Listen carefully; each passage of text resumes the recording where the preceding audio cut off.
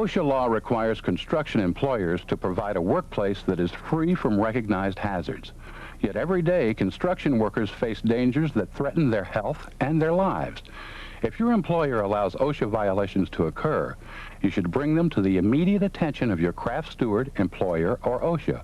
Most importantly, you must be alert. It's your life that's at risk.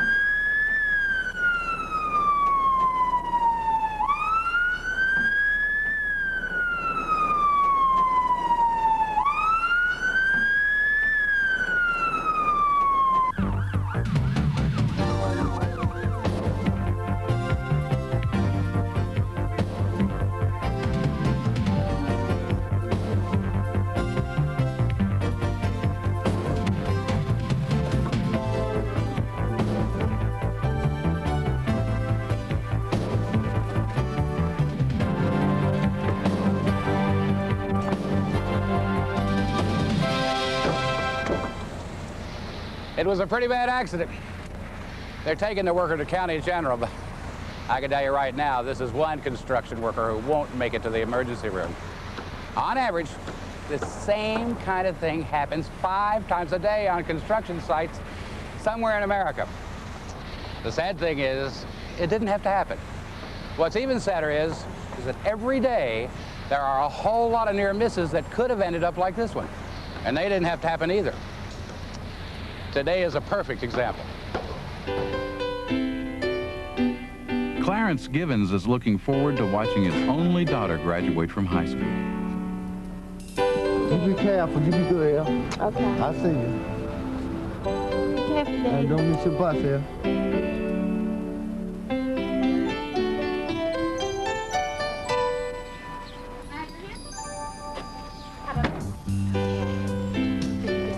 Joanne Kimball is a single parent whose pride and joy are her 2 kids.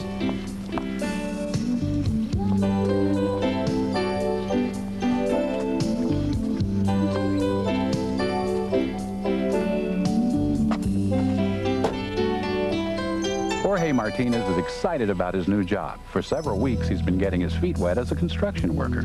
Jorge! Morning, Jorge. How you doing? Okay. And Frank Mitchison is looking forward to the week after next when he takes his family to the beach. Be good. See you tonight. See you guys. Have a good time at school. Today, at different job sites, all 4 of these folks came face to face with death. 3 of them were lucky this time. 1 wasn't.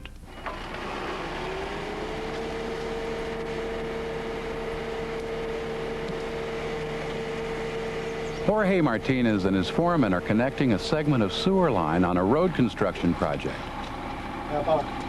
They're working inside a trench box that will protect them if the walls cave in.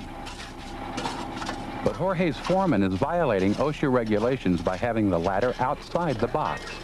That means they're both taking a risk every time they have to get in and out of the trench.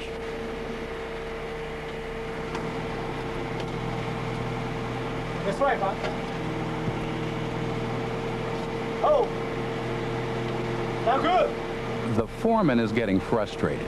It's taking too long to make the connection. It's tough from this end.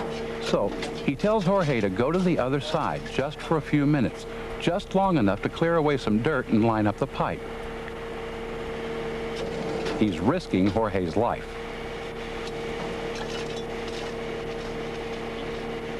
OSHA has some basic safety rules about excavations. Any trench deeper than 5 feet has to be shored or sloped. Also, the spoil pile has to be at least 2 feet back from the edge. There has to be an egress ladder inside the shored up area, and it has to extend to 3 feet above the top. The trench box has to be level with the top of the trench, and there can't be more than 2 feet of space from the bottom of the box to the bottom of the hole. There may be other specific rules that apply in other situations, but in all situations, workers must never go into an unprotected trench, even for a few seconds. Jorge's employer has given him an order to do something that is unsafe. Jorge has a legal right to refuse. This is one of the most difficult situations a new worker may face, but your union training has taught you the risk of entering an unprotected trench. Is it worth risking your life? But Jorge has a responsibility here too, a responsibility to himself and to the other workers on this job site. Jorge's responsibility is to take a good hard look at the situation, to recognize that it's not safe, and to say that he's not going to any part of that trench that isn't safe. Today, because Jorge didn't do that, his life is on the line.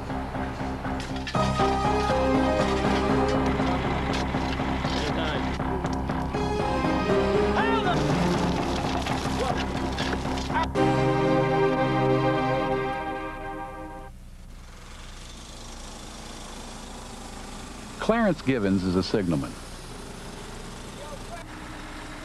Because drivers of heavy equipment can't see where they're backing, it's Clarence's job to make sure that the vehicle doesn't hit anyone or anything.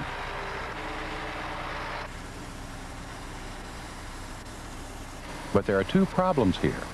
The contractor sent a truck with a broken backup alarm, and Clarence's foreman is about to distract him. Clarence, when you get done here, I got another truck coming in on the other side of the job. I want you to back him in and dump him. Contractors have a responsibility to make certain that everything on a job site meets common sense OSHA safety standards. Signalmen and drivers have a standardized set of signals for communication. The signalman must be positioned to the side and far enough back to see the truck and anything that could cross its path. And the driver must keep visual contact with the signalman. But let's not forget about Clarence, because he has a responsibility in this situation too. Construction is dangerous work. His responsibility is to keep his eyes and ears open at all times, especially when he's helping a truck back up. And because Clarence didn't do that, today just might be his last.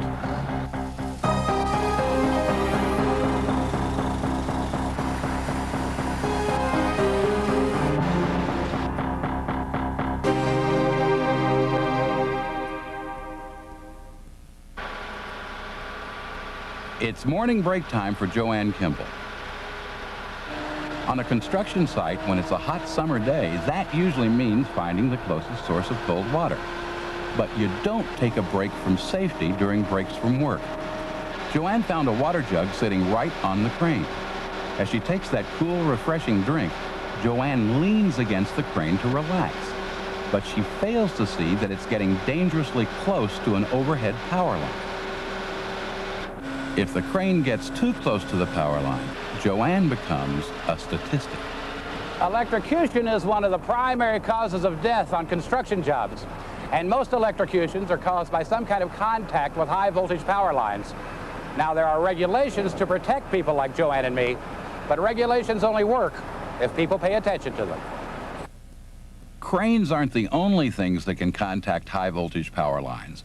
You also have to be careful using ladders, scaffolds, and other metal objects around energized power sources.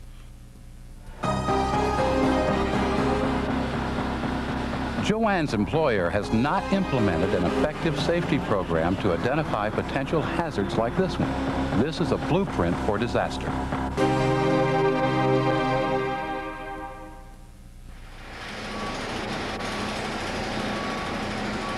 Frank Mitchison is an iron worker. Today he's working 6 stories up. His job is to bolt down crossbars. Frank is not as protected as he should be.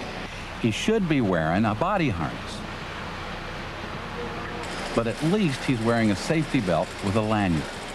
Iron workers call it a monkey tail. And for the most part, Frank is making use of it.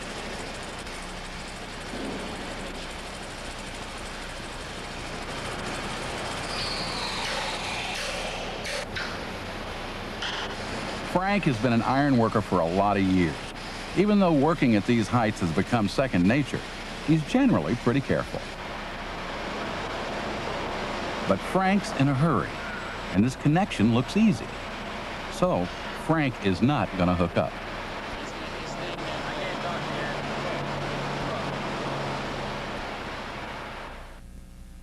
In the United States, falls are the leading killer of workers. You should always use a fall protection system that suits the job you're doing.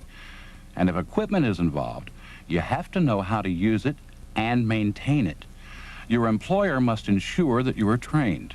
Ask and take advantage of the training. Your union may also offer it. The real shame here is that Frank ties off probably 95% of the times when he should, so he knows better. You just can't cut corners when it comes to safety, and Frank's about to find that out the hard way.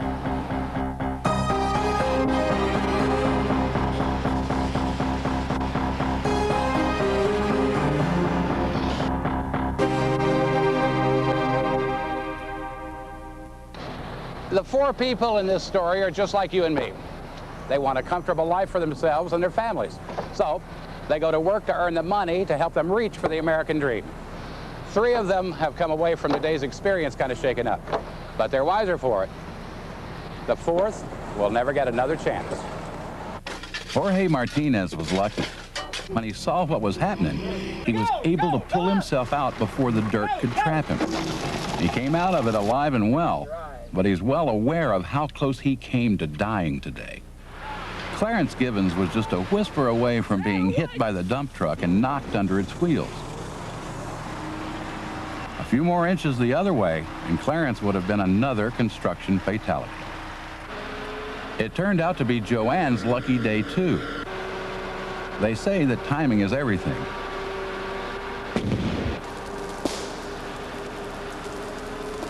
In Joanne's case, timing was the only difference between life and death.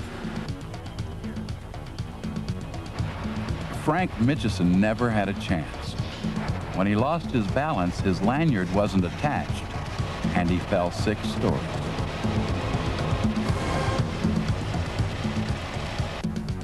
Get down to unit, we gotta get an IV started on him. Be on the line with shock trauma for a trauma consult. Let them know what we got. When Frank gets to the hospital, he'll be DOA, dead on arrival. The sad thing is, it didn't have to happen. Construction accidents can be prevented. We have to remember that we're the ones on the job. We're the ones who see the dangers. We're the ones who can report them. We're the ones who can avoid them.